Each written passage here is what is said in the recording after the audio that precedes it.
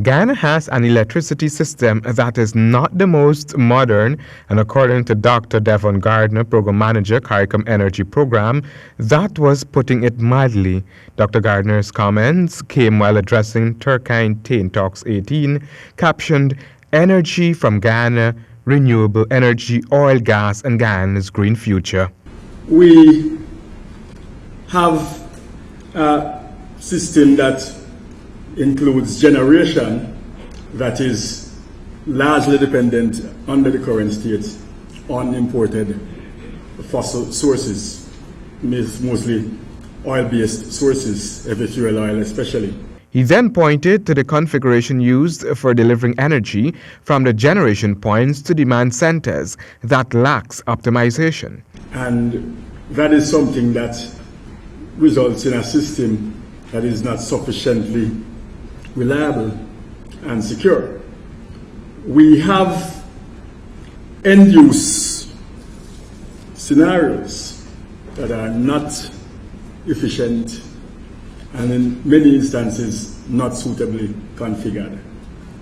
On the transport side, we also have similar issues in the sense that there's even more dependence on oil-based sources for fuel. Understanding the configuration of the present energy generation system means there will have to be short-term goals that seek to address some of the maladies in the existing system, Dr. Gardner highlighted.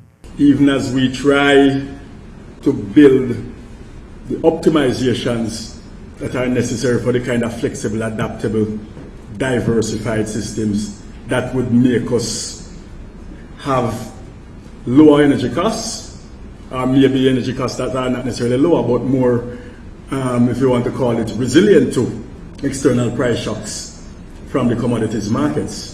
The gathering was reminded that renewable energy is not the end to the challenges that face the existing system, but rather a means to the attainment of diversified economic and social systems with the requisite environmental stewardship for a country that is pursuing a green state development strategy. So in going forward, the first priority is to understand, really, in the next 5 years, in the next 10 years, in the next 25 years, what are going to be your main economic drivers? That's number one. The next thing to understand is, what are the energy service requirements of those economic drivers? Is it heat? Is it cooling? Is it electricity? Is it fuel? What are these main energy services going to be? Not electricity necessarily, but really what are the end services that are required from the energy?